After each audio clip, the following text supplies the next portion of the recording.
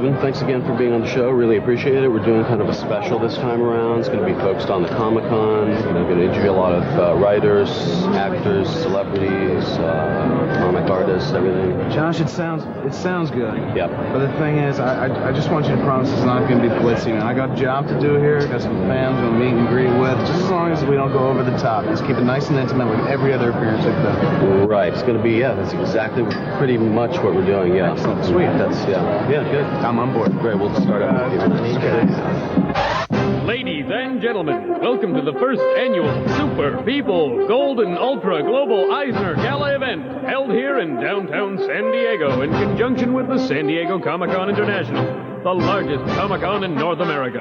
And now, here are your hosts, Phil Guerrero, Nick Scolar, and special guest host Kevin Smith. Hi, I'm Kevin Smith, Director of Clerks, Mallrats, Chasing Amy, and welcome to the Anti-Gravity Room San Diego International Comic-Con Special. Today we're just going to have Thank you very much, Kevin. You know, we have some exciting events lined up, don't we, Nick? That's right, Phil.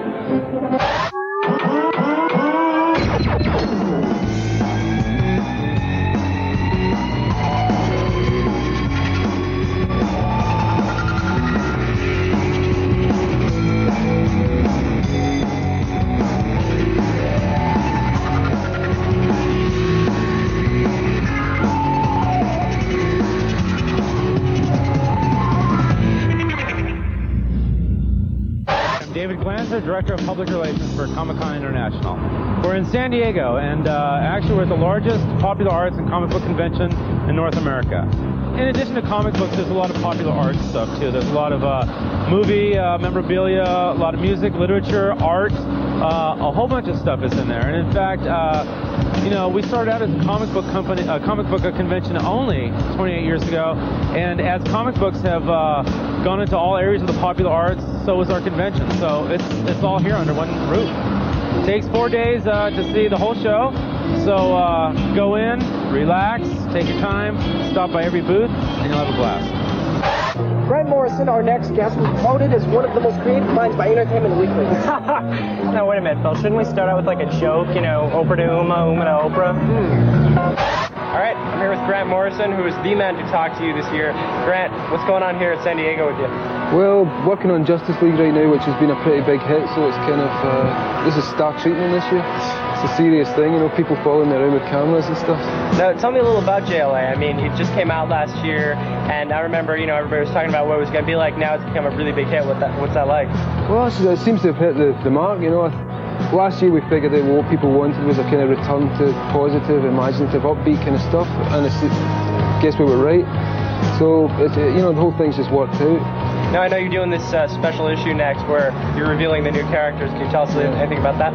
Well, we want to keep this secret because originally we had the whole team worked out, the whole thing was planned, and then suddenly this weekend I was reading this book on the plane and figured out the way the Justice League should be. It's something that hasn't been done before. It's so obvious, and it kind of answers a lot of the problems that people had, that we didn't have enough women on the team, you know, we didn't have black people on the team. So those are a couple of clues. All right, so you were recently named in Entertainment Weekly as one of the 50 most creative people ever. What was that like? Yeah, that was pretty cool. I mean, it's the first time I've been named as 50 at most anything. It just happened. I guess they were reading the stuff, they liked it, they called me up. I didn't realise it was a big deal, and I was just kind of saying, yeah, okay, it sounds good to me. So were you a comic fan as a kid? Yeah, I started reading these things when I was a really young kid, and then also went through the kind of the teenage thing when I got to about 12, 13, where I did the whole fanboy geek stuff for a few years. So yeah, I mean, all that stuff, that's the background to doing this superhero stuff, which is kind of like playing with toys now. It's real good fun. Any future plans for Grant Morrison? Loads of plans. I mean, just basically keep doing this stuff, the invisible stuff, which is kind of, that's what I do for my soul. And also, we're doing the music. Me and Mark Miller are working on a sitcom for BBC Television. So there's a whole bunch of things kind of almost died last year, and since then I had this real rush of energy. So while it's happening, I'm going to do everything I ever wanted to do, and then drop dead.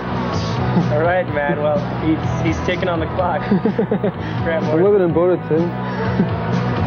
The eternal question is, why the San Diego Comic-Con?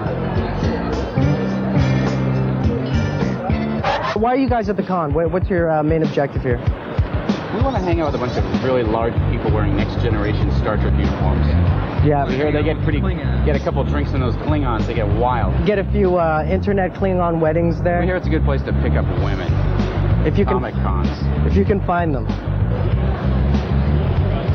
There's an awful lot of people here. It's insane. My money, you guys. Why are you guys here? Let's talk about Buffy and the science stuff. Which we've done. And have you found it? Are there a lot of people going, I love the show? With exactly those eyes. With exactly those You eyes. scare me. You know, Nick, the award show thing was really cute for the opening, but we should move on now. Right.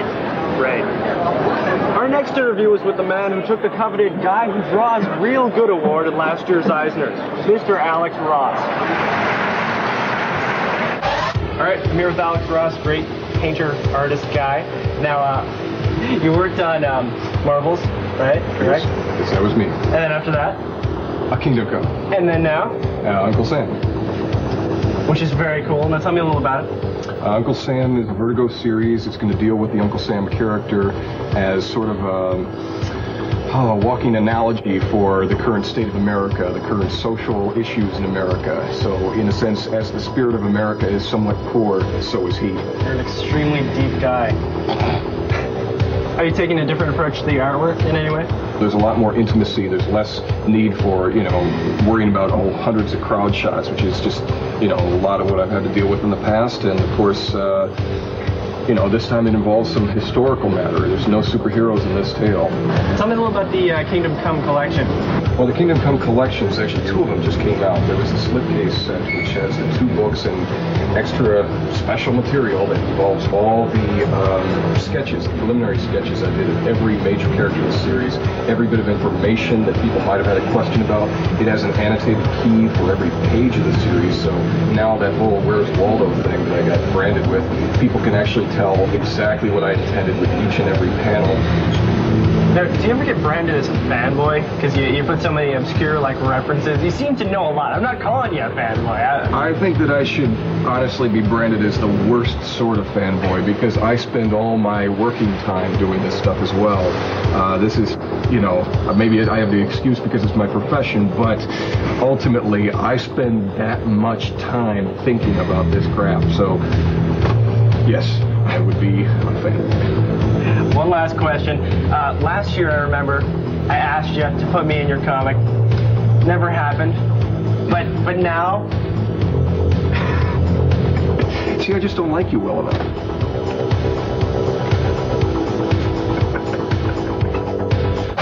Stan Lee and Will Eisner in an experimental theater piece about the history of Abflex. Up next. But first, a brief look at some of the exciting moments at San Diego Comic-Con 97.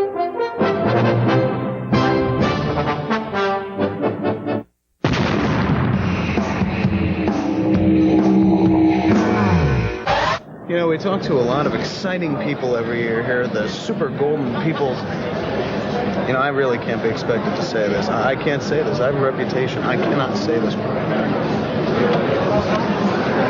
with Tia Carrera, big actress, and Billy Tucci, big artist. Big guy. Big guy. Tia, let me tell you one thing. Wayne's World, Jury Duty, great movies. Your best appearance ever, Quantum Leap. That was awesome. Leap. Oh my. Yeah, I took about 60 squibs in the front and the back and hit the mud face first. Awesome, man. I guess you're going to wait for a big announcement. We're going to have a big announcement. But I can let you know here, the first person here is that we're going to make a film, it looks like. And, if she lets me. Well, and Billy knows the character better than anybody, so he's going to be hands-on with writing it. And we're going to make something really cool, and we're not going to compromise. She's tough. She's spiritual. She's deep. She's a dark hero. She's very, very cool. And I think girls out there need to have heroes too. I think that this film will change the way people look at female action heroes forever and lead, and because there's so much depth and stuff like that to it. And there's a lot of heart and soul, and she really cares about it. We talk on the phone, and it's just it's a dream come true for me. Okay, for both of you now, where do you get your inspiration for your filmmaking and your art? From life. From life. You look at everything, you see what you like, and you see what sucks, and you kind of hang with the stuff that you like. Now, what attracts you to the story of the Crow, or the whole Crow genre? It wasn't like one thing attracted to me. It was just, everything. Now, James, are you confident that this third one's going to be somewhat to your liking? Well, I've read Rob's script, and it's a lot of fun. It's a ride. And I've seen his video, so I'm confident he knows what he's doing. I'm here with the man, David Hasselhoff. Man, you are a legend. How you doing, man? How's it going? Pretty wild outfit there. Thank you. You too. You related to Liberace? Yes, he's my great granddad. Cool. Now, let me ask you something. You're doing the Nick Fury movie. Tell me a little about that. Nick Fury was invented by Stan Lee in '62. It was the last of the great war heroes. He stemmed from Sergeant Fury and the Howling Commandos. Correct. It's a little bit different. And the X-Men and all these guys have got special powers. He seems to be the last of the vulnerable heroes. Now, what attracted you to this hero? He's kind of a combination of my heroes growing up. A little bit of Sean Connery, mostly John Wayne. A little bit of Kirk Douglas, but just a no-nonsense guy who just lives out his morals and is a tough guy. Okay, we're speaking to Allison, Joss, and Nicholas, all from Buffy the Vampire Slayer fame. Of course, Joss is the writer.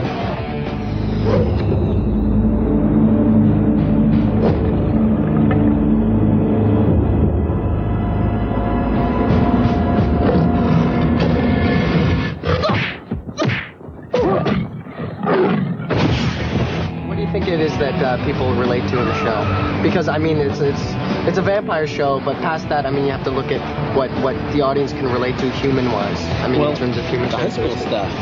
Yes. How hard high school is. And it's real. I mean, it's, you know, we have unreal subjects, but we handle them very, very The realistically. human subjects, romance, what others do you think? Angst, humiliation, The young authority. angst. Yes. Yeah. What I should do is I should just start with talking about the dance. You know, Buffy, Spring Fling just isn't any dance.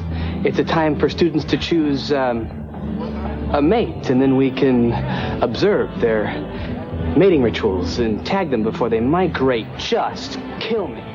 You guys don't want to ask me anything. What did your glasses? Oh, my Jackie O glasses. Back in Toronto, Canada. And does your hair grow in like that, or do you shave it around here? No, I just, it's actually, there's hair all over my face, and I just shaved the bare parts. And you have more piercings aside from your ears? That's it. Great. Thank you very much. Thank you. Okay, Allison, Joss, and Nicholas. Buffy the Vampire Slayer folk. Nick School, our and a special Comicopia coming up next on the first annual Golden People's Choice Savory. The name's too chain, man. Don't even try to say the name. By the time we get the name out, we'll be cutting to a commercial, man. We'll never get...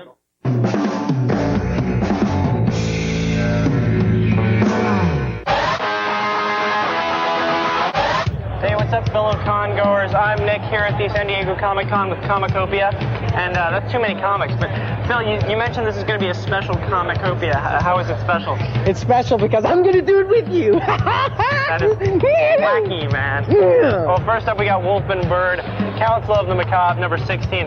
Now, I thought this was a great book. It has to do with the character Sod, who's kind of like Swamp Thing. But there's a very cool page in this in which there's contributions by Bernie Wrightson, Jeff Smith, Charles Best, all kinds of cool stuff.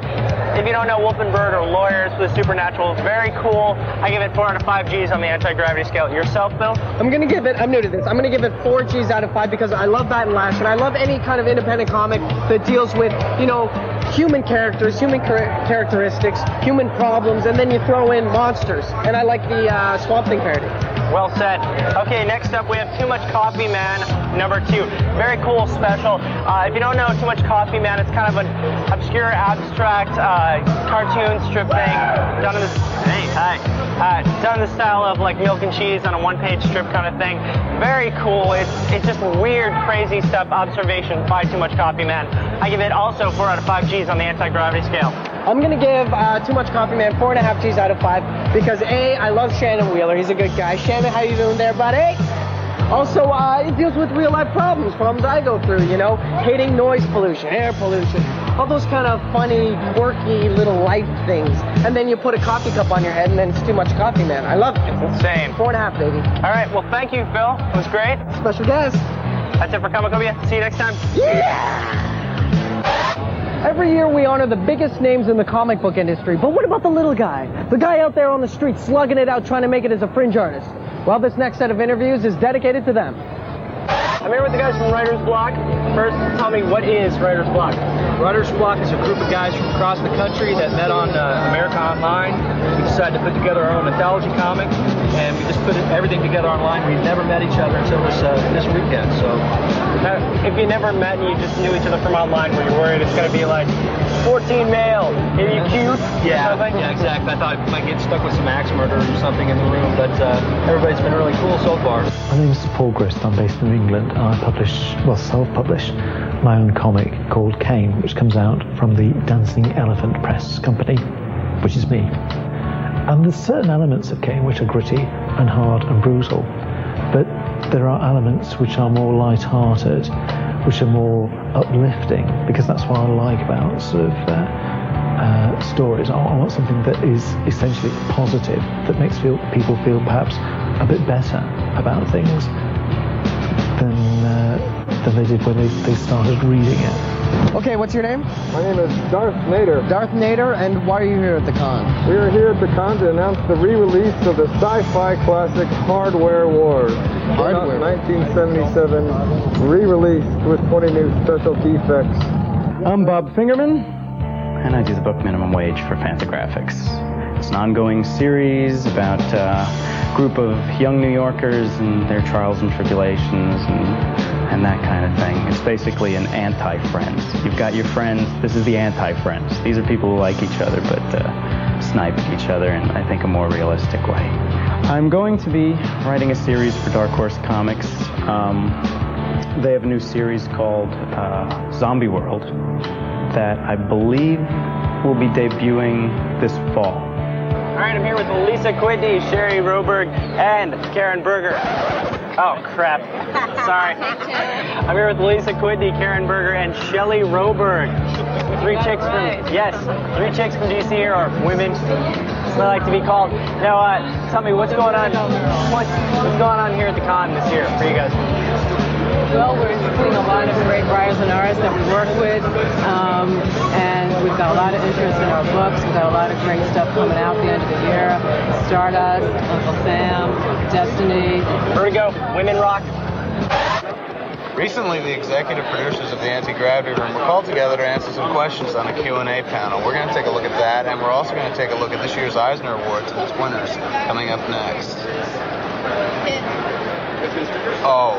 Oh, I get it. If I don't play along with the gala thing, I don't get any funny lines, and this sucks.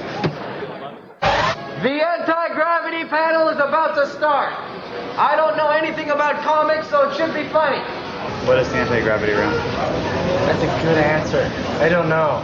Bring a friend! Anybody want to come to the anti-gravity room thing? Nobody loves me.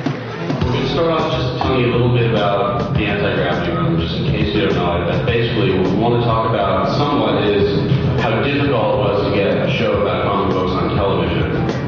There was an incredible resistance to this program from almost every broadcaster that we spoke to. I was really bored one summer was the deal, and I just decided to do a TV show about comics. We took calls, we got harassed. That was it. And then about a year into it, one day, we got a letter from Josh Braun at the Fremantle Corporation saying he wanted to do something with the show, and we thought it was a prank. It's a very fascinating show, and I think the whole idea behind that is, we're changing the channels for you before you get to change the channel yourself. Do you respond back to the audience? Can you all hear in the back?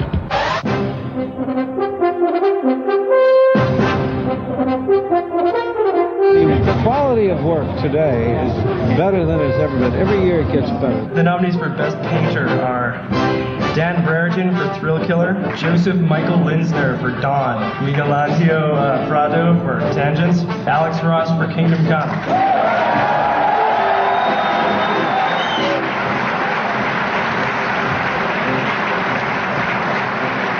The award goes to Alex Ross.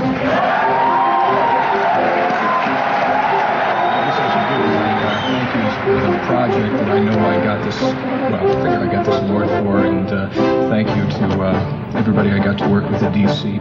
The level of talent, the level of skill, and the level of intelligence is growing, despite the fact that we're seeing a lot of special effect art.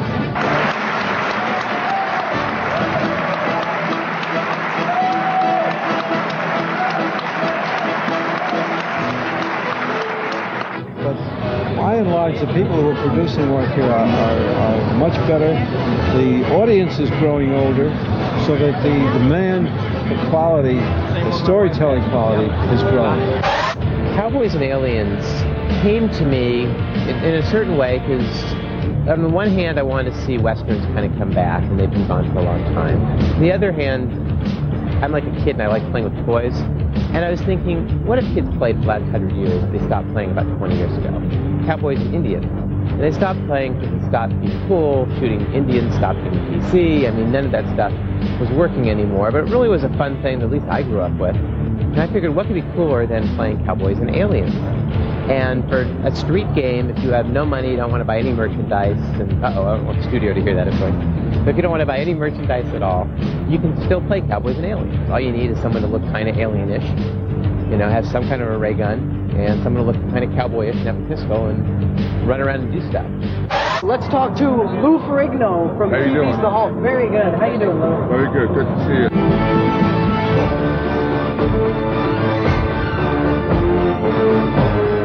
I hear you make these things talk a little bit. There go. Yeah, that's right. Now watch me.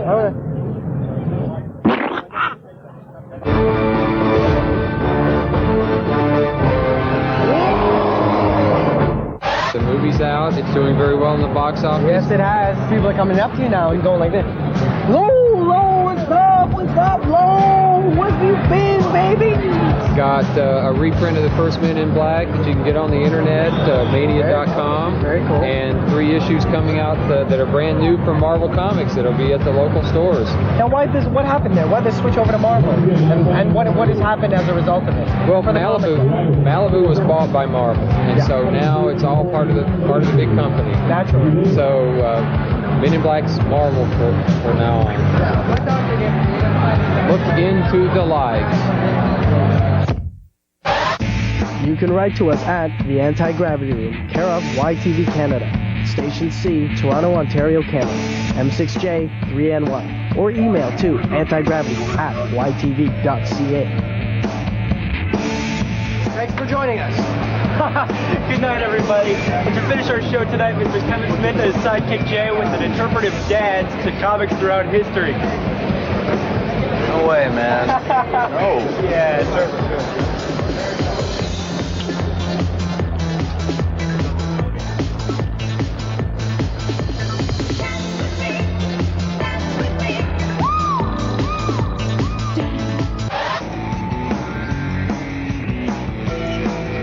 Get grooving with the stars, plus find out what it's like working at a radio station on YTV's Hit List, next.